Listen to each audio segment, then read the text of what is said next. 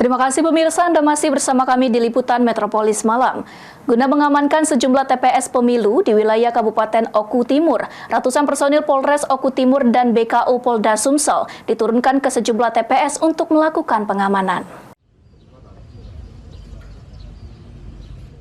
Polres Oku Timur menggelar apel pergeseran pasukan pengamanan TPS pemilu di halaman apel Setia Prabu Polres Oku Timur dan dihadiri Bupati serta sejumlah Forkopimda lainnya. Ratusan personil Polres Oku Timur dan BKU Polda Sumsel melaksanakan pengamanan TPS pada pemilu 2024. Total Polres Oku mengerahkan 466 personil, terdiri dari 327 personil dari Polres Oku Timur dan ditambah 119 personil dari BKU Polda Sumsel.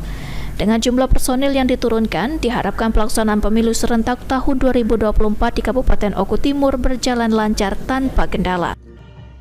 Ini kita dari Polres Oku Timur melaksanakan kegiatan apel serpas atau pergeseran pasukan, di mana ada 466 personil petugas pengamanan TPS yang kita geser. Ya, nantinya para petugas ini akan dibagi di masing-masing TPS sesuai kriterianya. Sehingga kita tentunya berharap pelaksanaan puncak dari tahapan pemilu dapat berjalan dengan lancar, khususnya di Oku Timur ini.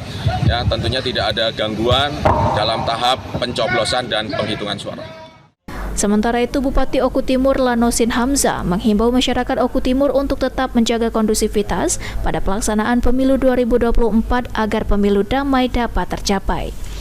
Pak Bupati, mengingat pemilu sebentar lagi, apa yang ingin Bapak sampaikan dengan masyarakat Oku Timur, Pak Bupati? Jaga kekondusifan agar supaya pemilu damai dapat kita capai. Amin.